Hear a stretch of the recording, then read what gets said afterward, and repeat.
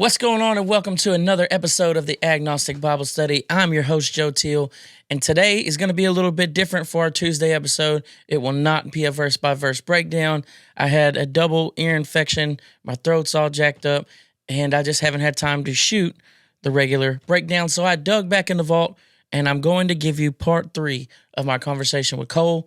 This is a deep dive and debate into gospel authorship and Matthew specifically. I hope y'all enjoy this conversation as much as I did. And now, part 3 with Pastor Cole. Let's get into it. So, all right, next thing to talk about is, who wrote the Gospels? And this, for me, this was interesting because I think my entire life, if somebody would have asked me who wrote the Gospels, I think my immediate answer would have just been like, oh, well, the dudes they said they did. Yeah. Matthew, Mark, Luke, John, easy. Yep. Next question. And we'll move on. Yep. I didn't know that there was like a debate about this. I didn't know that there was like, and then as I started pulling threads, I didn't realize that there was like a quite a significant debate about this and so many different ways to think about it. Really, we talked about the synoptic deal. And we've talked about dates and stuff. So I guess there's a couple precursor questions to ask you before we get into this. Which one do you think was wrote first? Which gospel? Yeah, I think traditionally most people agree that Mark was probably written first, and then probably Matthew, then Luke, and then latest John. But again, a lot of that's still debated. I read another scholar that today or yesterday that actually argued for Luke. And I was like, I don't know that. You don't hear that very often. Sometimes you hear Matthew first. Well, a lot of the early church fathers thought Matthew wrote first. But so when this idea was first presented to me, somebody was like, well, the Gospels are anonymous, right? And I was like, well, what do you mean anonymous? Like it says, according to Matthew. Like easy peasy, we're done. Yeah. But those likely, were added. Like Matthew didn't write his on the original document and say, according to Matthew at the top. Yeah. I don't think that was there. Is there anything about Matthew specifically? Like we'll talk a little bit about all 4 Gospels, but I want to talk about Matthew. Is there anything specifically about Matthew that makes you think this is written by Matthew? I'd have to look at the specific references. I think. I'm blanking on the chapters, maybe Matthew 22. There's several chapters that has language that, at least in the original language, the verbiage and things that are recorded, that seem to be written from someone who is very familiar with the tax process. So there are several things about taxes, money, and things that are recorded within Matthew's gospel that are not recorded in the other gospels, which is interesting. But even beyond just, the general idea. I really want to see those verses. Yeah, well, do you mind if I look that up? I don't want to be like fact checking you on the scene or nothing. No, but I would like to see that. Yeah, and I would love to send them to you. And so some of the verses, there's at least 2. I want to say one's in Matthew 22. I don't remember exactly what verse, but when you go to the original language, I've never there's specifics on coins and amounts and different things that, some scholars at least would argue that would only be referenced from someone who is familiar with the tax process. Okay, Jesus went from there. Obviously 9:9 is interesting. But this says 5:46, if you love those who love you, what reward do you get? Not even a tax collector are not even the tax collectors doing that. That's not nothing. Tax collector. But there's more references to tax collectors and all that stuff in the gospel than the other gospels, but also specifics. And I don't remember the original language, but when you look at the original language, that's when it comes to life. Right. Okay. So you think that's the one? Do you put any stock in the it being the only one they call him Matthew instead of Levi in Matthew? Do you think that does anything for you? No, I don't think so. Just as far as the gospel days, I do think there's a little more of a debate on some of the, pastoral epistles and some of those things. I think that's where you could kind of get more in the weeds. I feel like historically the Gospels have been a little more solidified than some of the other like epistle letters and Pauline letters and things. I feel like those are way more heavily debated than the Gospels are. But I do, but Matthew specifically. What was the question? I hate that. I didn't mean to cut you off, man. But I'm just you're okay. So when you say early church, the early church had transmitted it. Do you think that there's a clear line from Matthew to like now? Matthew to now. Yeah, well, so one, I mean, as far as the gospel authors and this would include Matthew just generally, but there's been a widespread consensus until about the last 150 years with modern like textual criticism that the church tradition, up to first and second centuries after the Gospels, were written by those that they claim, on the face of the Gospels, and there are even ancient reasons, ancient styles on things, and why people kind of argue why, say, Matthew didn't include himself within the body of the text, and that's stylistic of their time. Often there would be an included like cover letter or something, and so a lot of people just say that they would stand that of the time there was probably a heading or something on the cover that we don't have that equates this gospel being written by on Matthew. the papyrus. Yeah, like which would never have the original. It's probably gone forever. Yeah, and so, but a lot of people argue that that's how a lot of these writings in this time would have been transmitted, and so, and then there's kind of an argument too, about the Gospels, how quickly they were widespread within the churches. These letters were sent out. A lot of people, kind of argue too that because they were so widely accepted so quickly within the churches and all of those things, that they heavily argued that. There was, they know who wrote them, like that they wouldn't let some letter slide in that they're going to affirm spread throughout all the churches that they would not have fact checked, because there's a chain of command. There's lots of really a system of checks and balances that they had within kind of the ancient church world. And so anyway, I don't know how much more you want me to talk. I can pause and let you push back a little bit. But, it's push back time. But, so earliest reference to Matthew seems to be Papias of Hierapolis in 130. So 50. Well, depending, like if your date's longer, if my date's shorter. So I would say Matthew was probably written somewhere around 80. So I'm going to say about 50-ish years after we have Papias saying, I'll give it. I may even go back to, just to be fair, to 120ish, 130ish. Would you agree? But Papias probably was around that time when he references. Yeah, probably. I don't remember the specific date. But okay, yeah. Right. So Papias is the first person to ever mention that Matthew did anything. He says that Matthew compiled the Logia in the Hebrew dialect, and the people interpreted the best they could. That's the first mention of Matthew. Yeah. We have earlier references to people that were probably using the Gospels, but they don't put a name on nothing. So we see like they'll mention things that were in Matthew or other things. We have, where's that list? Oh no, it's in a different spot. Let me look. Well, I can tell you. I know this. Clement draws from the Gospels, never gives them a name. Yeah. Ignatius draws from the Gospels, never gives them a name. Polycarp draws from the Gospels, never gives them a name. It's a pattern here. And there's more. Yeah. And there's a bunch of them in this missing time between when they're written all the way up to Papias. And Papias, we don't even have Papias' words. We have Eusebius quoting Papias from the 300s. You have Papias that says in 130 that Matthew compiled the Logia, which is sayings of Jesus in the Hebrew dialect, which what we have now, a lot of people, which I know you'll probably push back, but a lot of people feel like this was written in Greek, right? So we have a Greek narrative, whereas Papias is saying we have a sayings gospel in Hebrew. Yeah. So that's my first, like, maybe Papias isn't describing the same Matthew that we're talking about. What would you think about that? I mean, I guess that's possible. And it might even make sense if the original, say Matthew recorded his gospel, if it's intended to a largely Jewish audience, that it perhaps was written in Hebrew. I mean, some of that stuff could make sense. Well, there's no surviving one of all, not a fragment, not a nothing. And everything we have is Greek. Everything seems to, and obviously there's debates in scholarship, but from what I've looked up, it seems like the majority consensus is that it seems like the syntax seems to make it seem like it was written in Greek originally. Okay. And so, but I mean, then we're using a scholar battle at that point. But from what I see, it seems like the furthest we can go back with evidence-wise for sure is that we have a Greek narrative and we have Papias talking about a sayings in Hebrew. Yeah. Another thing that makes me think that Papias may not even be talking about the same thing goes back to our buddy Judas. If he's talking, if Papias right here is saying Matthew wrote down the sayings, and he's like, okay, that means he must have a copy of Matthew, right? Or at least or are we thinking they may have just heard about it? Because if he has a copy of Matthew, he clearly doesn't understand how Judas dies. And in Matthew, it clearly says that he hung himself. Yeah.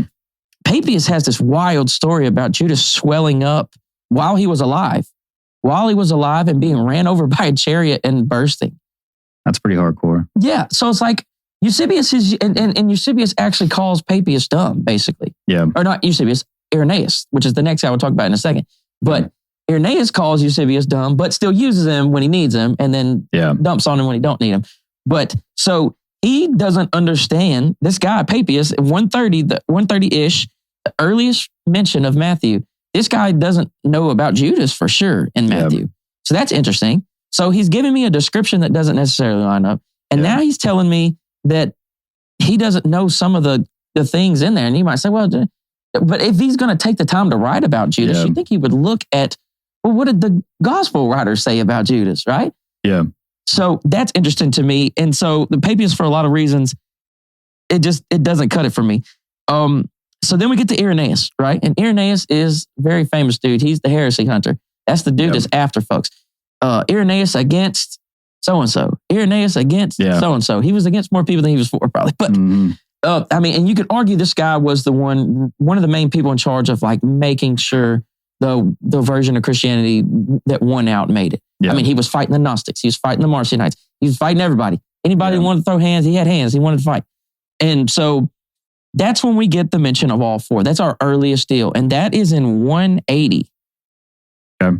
And so that's 100 years after my dating. And that's probably somewhere closer to 110 or 20 to your dating later.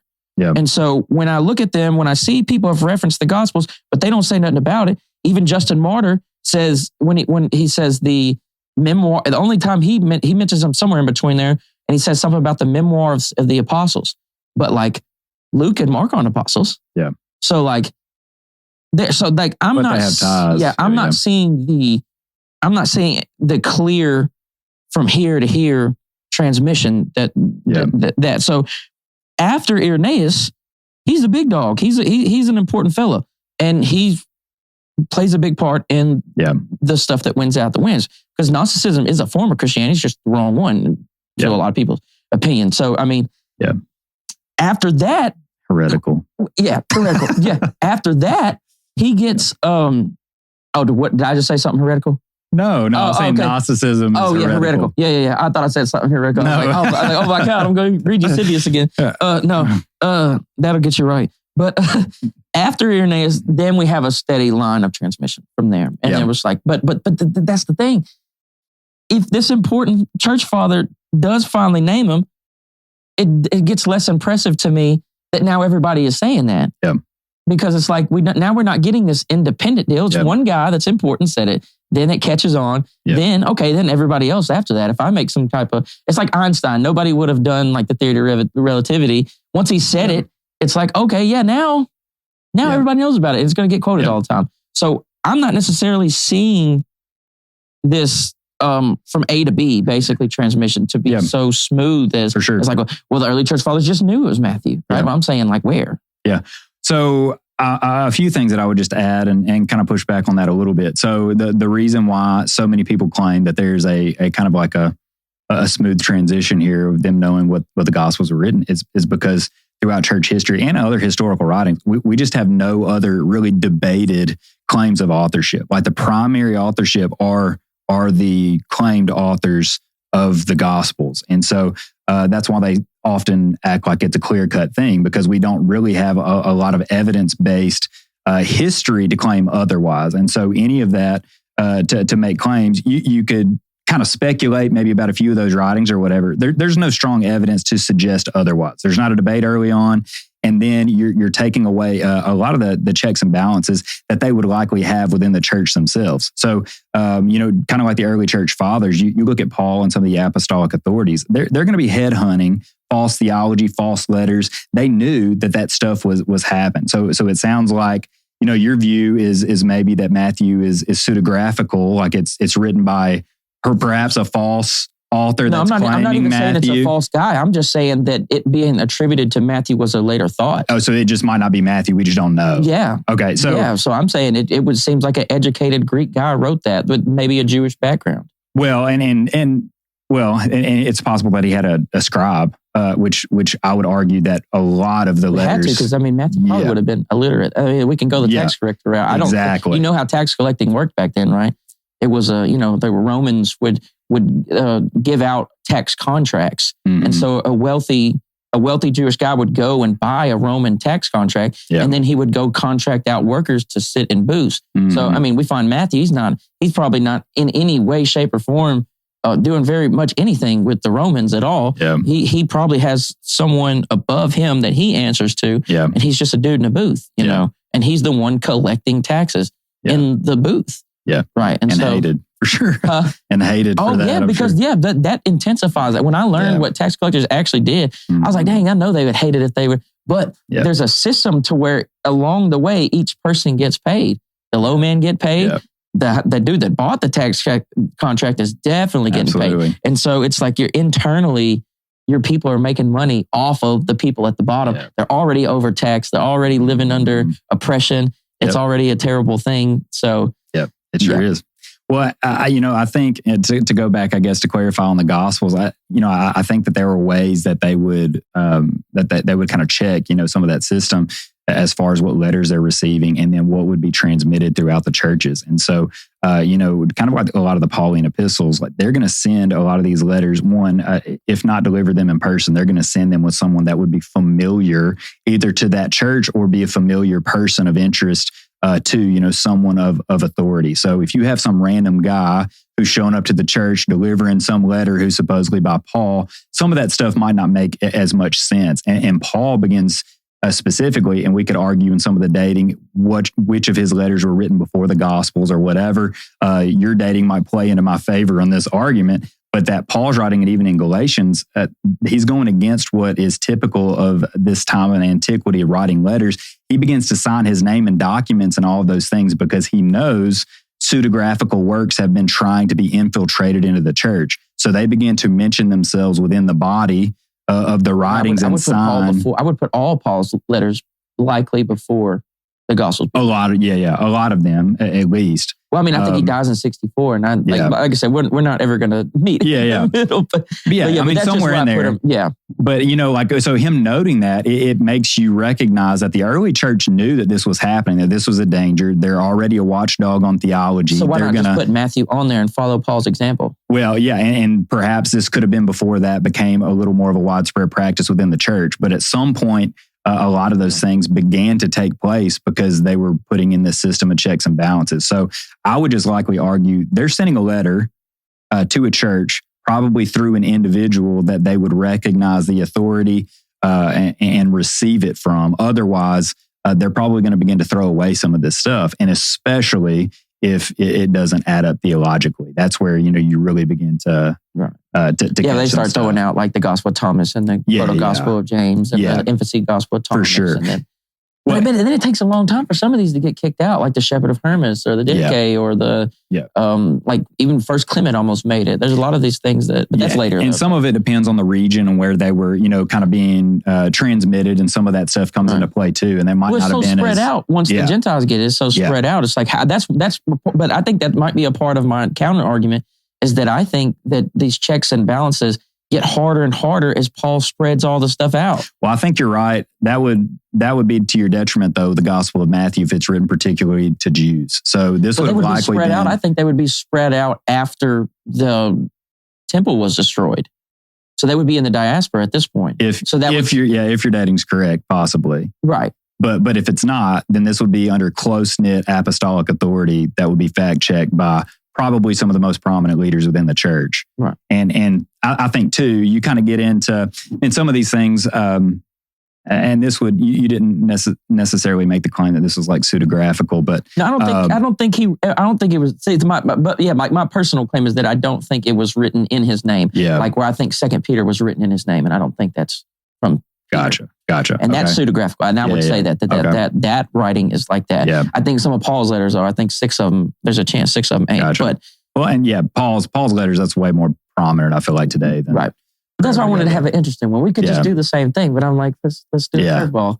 For sure. Yeah. Well, I do think it's interesting. I feel like sometimes though, we can look at some of the datings and not recognize that there were systems in place. You're not just receiving random mail and then like, oh, this is God's word. You know what I mean? Right. Like now let's transmit it to everybody in the world. And there was a system in place in a lot of these things. And I feel like we kind of miss some of that. And then the Gospel of Matthew. There has to be like a the opposite of that too, though. What system would you have in the ancient world? I'm just saying like that it's so spread out that there just can't be this tight of a system, but it could be. Well, and I think they came to recognize some of that stuff. And you have the, Right. kind of the tensions of canonizing scripture and throwing out some of these letters. And they realize, hey, some of this stuff in these far out regions and things, letters have infiltrated that we don't think were actually written by these authors. And that's why they were dismissed. Oh, well, I mean, even like Eusebius in 300s puts so many on the disputed list, and he's in the 300s. He puts, I'll list them out. He puts 2 Peter, James, Hebrews, Jude. Revelation is on accepted and disputed. He put it in both because I think he was torn over it.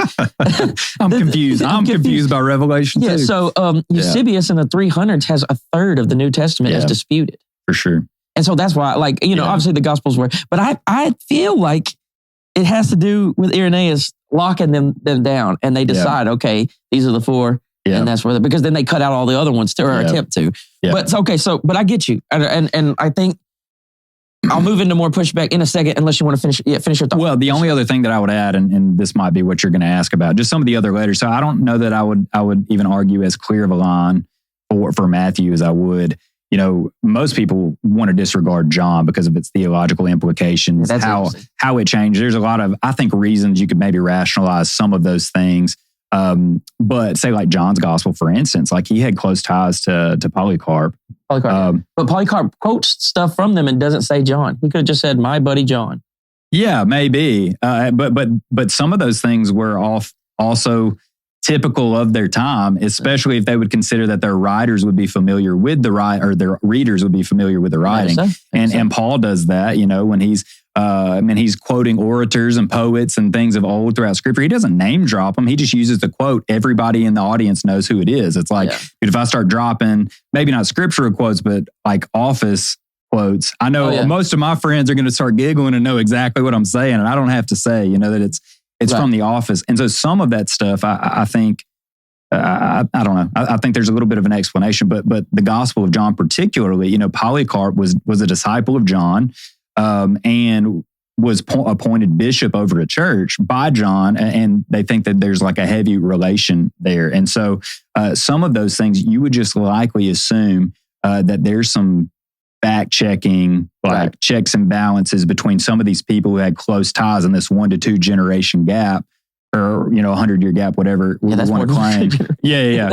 Well, but you know what I mean. At least a couple of generations gap. We could probably go back and at least on a number of those letters, you could probably pinpoint a couple of early church fathers who would likely be in relation to apostolic authority. And so I think that's why a lot of scholars just say, hey, we have a pretty clear line here, because in this time we have no debate of this. Not until 150 years ago was this much of a debate at all. Right. And so all of this that is kind of being discussed is a modern thing that we would say 2,000 years later, we know better than the people who were 50 to 100 years after the letters were written. And dude, I think that's almost laughable, just to be honest. Well, I think I would push back on that a little bit. It's like we do have some resources, and we clearly think different than they do. For sure. We have more analytical, and there wasn't no textual criticism. There wasn't a lot of that stuff. And there wasn't, we were talking about guys that didn't have a library. Like they couldn't just go to the library. Like I have the internet, like even though the internet could lie to me, obviously. Yeah. But I mean, we're more resource heavy. We learn more. With more misinformation than any time before, though, too. Yeah, thanks. So more, but yeah. Well, and just trying to regain my thought here, I think another thing that I was just going to mention, so the writing styles of, say, like the different Pauline epistles, all of these letters, that stuff gets, while we try to, I guess, invalidate a lot of these letters because of the difference of vocabulary and writing, a lot of these things are happening in different places. Paul's in different circumstances, using different scribes, people that are helping him write. Like it makes sense that this dude probably doesn't have the same vocabulary as the other one who's helping him write the letter before.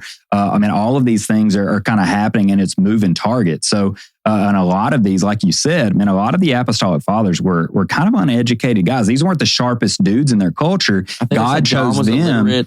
God chose them, man, and it's really a mighty message that that God selects the unqualified to use for mighty purposes, but that they would have to rely heavily on other people to help them write the gospel. So there's often, it's assumed that there's a kind of an oral transmission going on in several, I believe at least a couple of the gospels.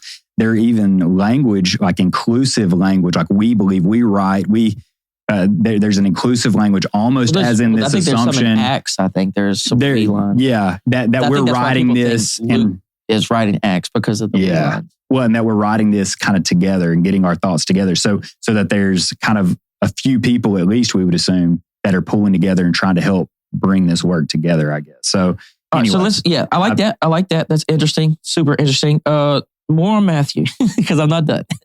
Yeah. Let's think about this. Okay, if we think Mark wrote first, right? And if we look at the percentages of how much of Mark is in Matthew, if we start to look at the synoptic problem, right? Yeah. The synoptic problem that Matthew, Mark, and Luke are all very similar, and yet there are places where they are almost perfectly lined up. There's places where there's stuff that's just in Luke and Matthew. There's places where there's just stuff from Mark and Matthew, Mark and Luke. You start trying to draw arrows and trying to figure out who used who as a source. Yeah. I'm pretty confident. I say confident. This is just from what I've been studying. Really going in on the synoptic deal, it really seems like Matthew and Luke use Mark as a source because it's not necessarily just the timelines and just the words, but sometimes the Greek is the same. Sometimes Matthew keeps some Greek that's not all that clean, and he just copied Mark. And I think it's interesting to think about why they changed certain things and why there's this and that and why there's not. But to zero back in, if Mark wrote first and Matthew is an eyewitness, why the hell is he putting 90% of Mark into his deal?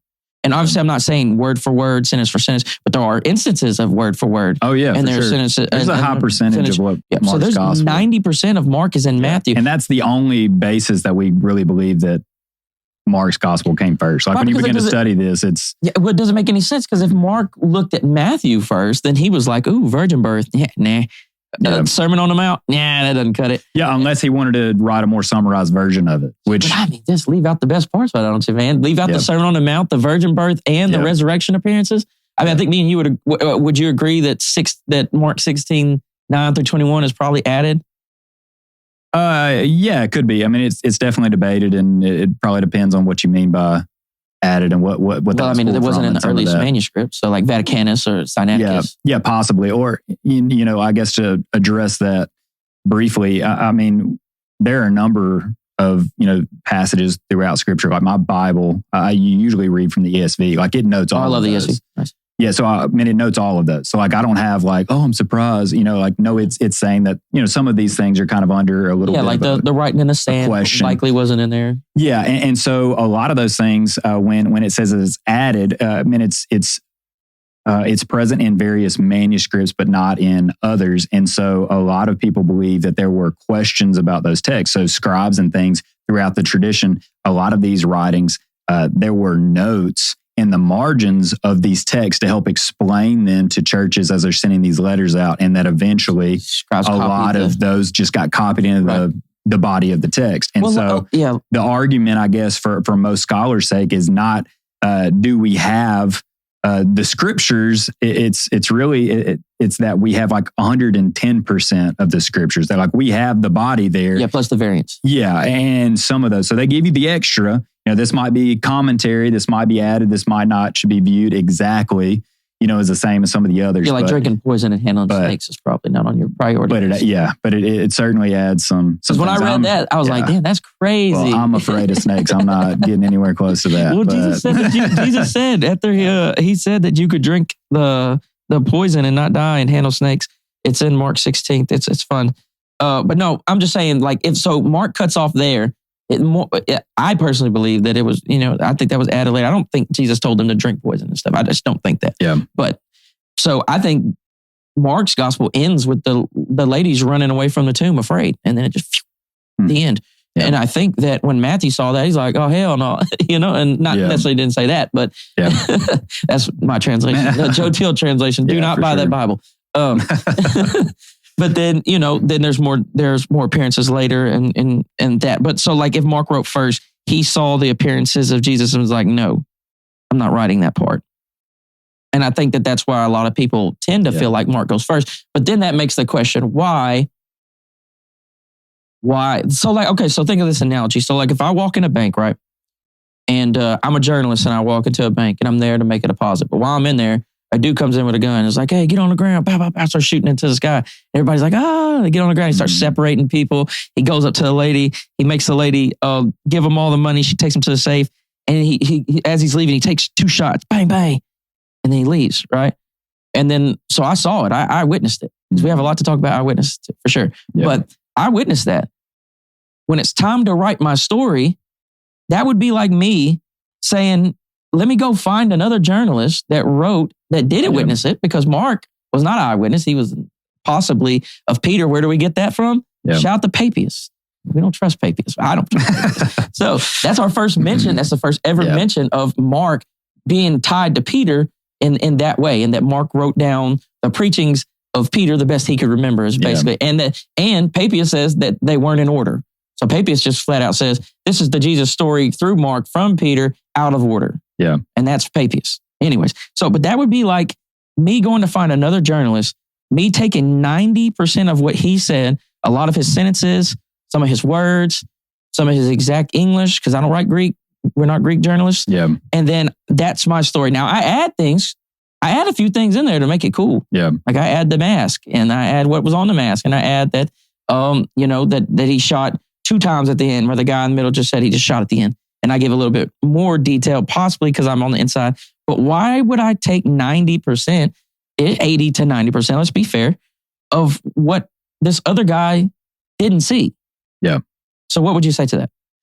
Well, yeah, no, and it seems like in the synoptic problem that Mark probably, is written first, that Matthew and Luke at least, likely heavily utilize that within their text at least. And so we don't know exactly why they would do that, but perhaps Matthew does this for chronological purposes, like trying to follow the flow of Mark. He does that for sure. Yeah. And so some of those things we just don't know. And maybe, I don't know that I would say it's for recollection purposes, but struggling to try to put some of these things together. And then, some of it could be, hey, people are asking more questions and want to know more details about these stories and what's happening. And Matthew wants to recount some of them, and he wants to give more detail because he was there. I mean, all of this is speculation. I don't know, you know. Yeah, but, there's 27 books of the New Testament, and only 2 of them have the virgin birth in it.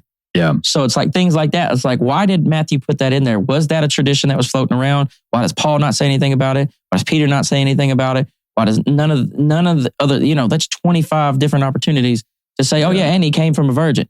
But Matthew looks at Luke and says, and I'm not saying that he made this up or nothing. I'm just saying that that's something he added. There's something, as he's looking at Mark, he's like, we need to put this story in. Yeah. Maybe he got it through oral tradition, maybe a separate tradition, maybe there's some type of source. But Mark doesn't seem to know that Jesus was born of a virgin. Yeah, that's kind of just an argument from silence, but yeah, we don't know if he knows or not, and if he's in being dictated to or kind of translated from, say, Peter, then Peter knows. He knows, but for some reason, now that I don't know. But like, even when you say argument from silence, you can always say that in debate. But I'm like, then we have to think of like probability and possibility, right? Is it possible that Mark just decided not to? Or like, why, like if I'm thinking about what's probable, why is there only 2 places that they say it? You can call that an argument for silence, but like at the same time, like percentage wise, it's like more people are saying that more people don't mention it. Yeah, well, so I think there's, some things that we could kind of speculate towards for sure, but we don't know exactly why, they write some things and some don't, and what the developments were that were happening within the church. And perhaps there were questions or poor theology being raised, especially even today, like understanding the divinity and yet humanity of Christ. Like some of these things become more of a foundational belief. Like they might have come to understand more the importance and significance of some of these things. And so they begin to include that, not necessarily a development over time, but they perhaps could be seeing, hey, this is more important because this has been disregarded and it needs to be a part of this narrative. Okay. And so, again, all of that is speculation just because we don't know what was happening within the church, what questions were being posed, what false teaching they were trying to address, what message he was trying to communicate to his audience. I mean, there's just so many factors. Right. And I'm not saying I'm right here. I'm just saying that like, I wanted to think more than just, that's an argument for silence. And I get that you can say that. That's fine. I can't say that. That's not. Yeah. It is in a way, but it's I just want to think more about it. Yeah. But if the author is Mark and he is being, kind of orated to from Peter, then Peter knows, better than anyone. Yeah. I would say Peter knows better than anyone, Yeah. But anyway, I think it's interesting for sure. And there's just, and again, all of that is coming from this assumption too, that we have the synoptic problem figured out and that all of it has happened. No, I don't claim to have order. I don't have I don't claim to have the synoptic problem. Well, but that's what I'm saying. And that's why it's called a problem. We try to make the best of it. But to say if Mark was not the first gospel, then a lot of what was just, argued is like, that doesn't, mean squat. Right. And so some of it. But do you think it's probable that Mark wrote first when you look at all the evidence? I mean, just because of scholarship says so. Yeah. I mean, I would agree. But again, I don't know. And what would be nuts, and let's just say if this was possible, if Mark didn't write first and a lot of those quotations and things were the same, that would be insane. But couldn't you just say that Mark had Matthew as a source and the quotations are the same? Yeah, possibly. What about the spots where the quotations are almost the same? Like where they intentionally seem like they've choose a different word or so? Yeah, and it could just be from the scribe or translator, whoever is helping writing, is used to different language or but it could also be a different, like I know this is a bad example, but like blessed are the poor in spirit in Matthew, and then blessed are the poor in Luke. Yeah. What made are you saying that was transmitted differently, or did Matthew or Luke make a decision in that moment to say, blessed are the poor? No, blessed are the poor in spirit, or vice versa. Blessed are the poor in spirit? No, blessed are the poor. Yeah. So, I mean, that seems like, and there's tons of those. You have double tradition, you have triple tradition, and you even have those few things that are in all four of them. Yeah. Like the cleansing of the temples in all four of them, even though John's is out of order. Yeah. John's has to be out of order. The order just has to be out of order. There's no way that Jesus, before his disciples cleansed the temple, survived, and then somehow later cleansed the temple twice. I don't think. Do you think Jesus cleansed the temple twice? No, I doubt it. But I mean, I guess it's possible. But I mean, according to the other gospels, it seems to kind of happen. Yeah, I mean, kind of leading up to passion and all of that stuff. So yeah. Well, because three of them. So like when I don't know, man, because what I'm saying is some of these claims don't feel like they're four separate claims. A lot of the claims feel like three claims interpreted differently, right? So like, I don't know if I get three different vibes from reading like a triple tradition in the Gospels, in the Synoptic Gospels. It's like, if one person said it, these two didn't create this new thing or hear that separately if they did copy them. Yeah, for sure. So then that's just like... Well, I would agree with that, yeah. Well, and then, but they're trying to transmit this to a different group of people, maybe using, different language and ideas that would be more significant to their culture or whatever. And, one thing, even with blessed are the poor in spirit, it kind of comes back to like inerrancy being about truth. What's the truth really deep down trying to be communicated here? Is it talking about the poor who just don't have any money? Those are the ones that are blessed, or the poor in spirit who are walking in humility and they find themselves yearning, looking to God. And so I think the message in both of those could really, the heart of it could be the same. Yeah, but if you didn't know Matthew, you just read that, you might read blessed as the poor. You might interpret that as blessed are poor people. Yeah, perhaps. And that's one of the instances too where I think I would want to go and look at the original language and see if there's a little bit of a deeper meaning to that word. Just for instance, and this is one of the reasons too why preachers use the original languages all the time, because a lot of those things are lost in translation to the English. There's just a lot more of a depth in the original languages. There's, kind of a multiple meanings. There's kind of a well-roundedness and solid interpretation that comes. And so I don't do that as much in youth group probably. But I mean, pastors do that all the time. And there's a reason for it, because a lot of times when you go back, it kind of clarifies some things. But that would be interesting to look up and just see if that kind of... Be a fun one. How much of this do you think Matthew eyewitnessed himself? how much did he see of Jesus in his ministry? I mean, I would think the majority. The majority so do you think the order is wrong when they mention Matthew at chapter 9? Yeah, I don't know. Because that would have him missing the Sermon on the Mount. That would have him missing the pigs going off the cliff. That would have him missing a lot of things. It's interesting that Matthew doesn't get mentioned till Matthew chapter 9, verse 9. Mm-hmm. And then there's just the deal where the other ones, it's like Levi, the tax collector, Then it's the exact same wording, basically, in Matthew talking about himself, but he changes it to Matthew. Yeah. But I don't think I still don't think it's Matthew, but possibly. It doesn't matter. Then in chapter 10, they get sent out on missions, right? Yeah. So I've got Matthew showing up in chapter 9. Yeah. And then by chapter 10, he's out on missions. And then we don't see him back together. And like you said, you could say this is from silence. This is just an observation. We just have to, like I said, think about it. We don't see him back together with the gang until chapter 26. Right? Yeah. So obviously he could have, we don't know when he came back, right? But like if I'm holding to the Bible and I'm saying, okay, what can I gain about what parts of the story Matthew was there looking directly at the Bible? I see him entering the scene at 9. I see him leaving the scene again at 10.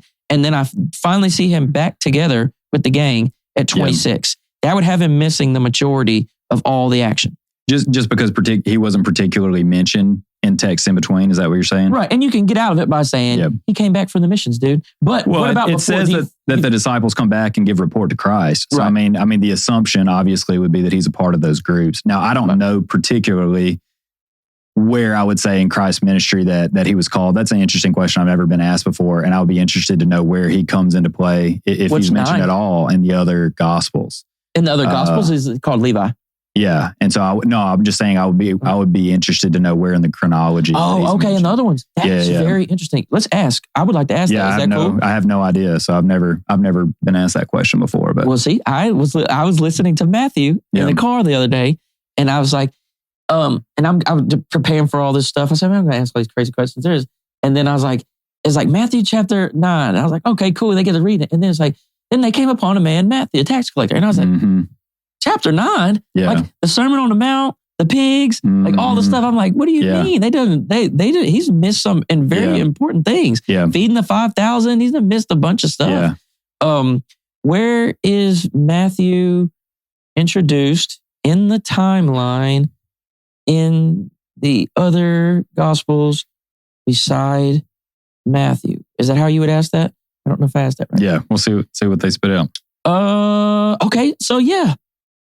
That's interesting. That's very interesting. And Mark has it in chapter 2. So that actually seems to make more sense. But yeah, you would think Matthew would want to mention himself a little earlier, maybe. Exactly. But you never know, too. I mean, it might be part of the reason if, we're right on the synoptic problem, why Matthew's maybe using a little bit of Mark to get some of the things that he missed. I mean, I don't know.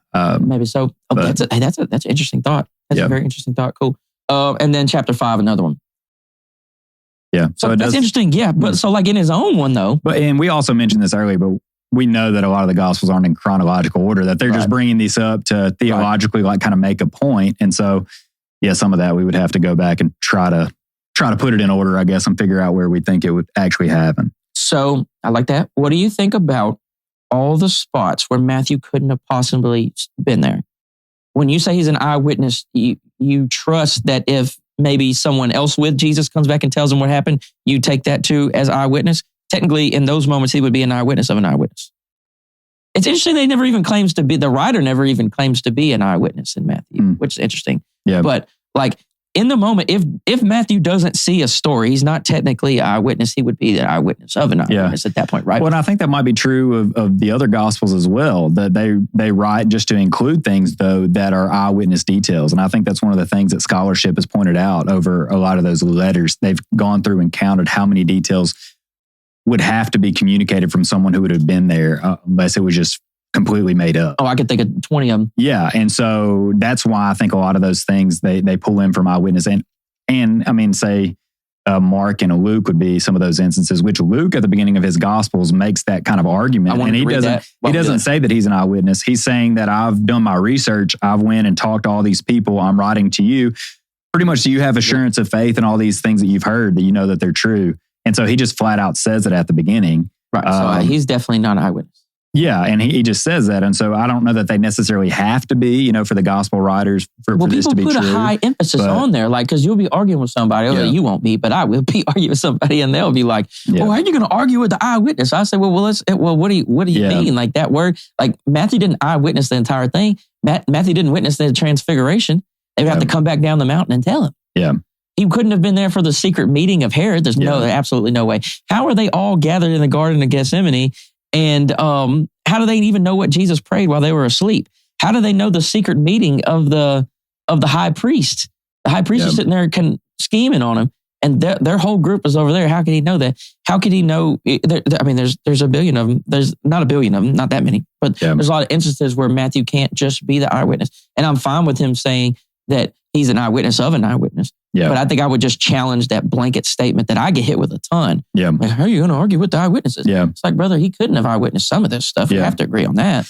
Well, yeah, and I think that's a possibility. And I'm sure for all of the disciples, there were likely little moments, that they missed. But by and large, the assumption, I think, historically is that they practically lived together for 3 years and followed Jesus. So you think it was 3 years? Almost. Well, you kind of have to with John, don't you? Yeah, for the most part, I think that's the general view. When you read the synoptics, how long do you feel like it is? Just reading through, probably not that long, but again, I'm sure there's, when you read through a chapter, you don't really know how much time has taken place, how much time it's taken them to get from, Jericho to Jerusalem and all this. You just don't know, and so they're gonna cut some of that stuff out. If you're watching a TV show, with every one of these long, I'm brushing my teeth this morning. I know you cut some of that stuff out because nobody wants to watch it. Right. What about the trips to the Passover?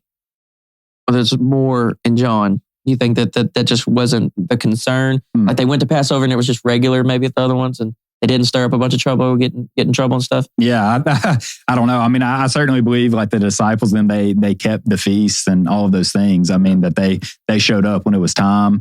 I think that they honored God and remembered, all the things as they were commanded to do. I don't know about the specific number of instances, but yeah. I think there's 3 in John, and that's why people think his ministry was 3 years. Probably so. And I think that's even in rough, you just roughly say 3 years because of that, but it could have been, a little shorter or a little longer. I don't know. But, but we get like the 15th year of Tiberius to set up, and Luke is saying possibly that Jesus is about 30, and the 15th year of Tiberius is like 29. And Jesus dies somewhere between 26 and 36 for Pontius Pilate. Yeah. So you're kind of creating a window. I think we like Passover full moons happen at like 30 and 33. Mm-hmm. So it's like he either had a 1 year ministry and died in 30, or had a 3 or 4 year ministry and died in 33. Yeah. Well, and a lot of that too, like the ancient Jewish calendar was like pretty accurate as far as like lunar calendar and how all of that stuff like operated, which is not really, doesn't seem like how our modern calendars operate at all, which is confusing.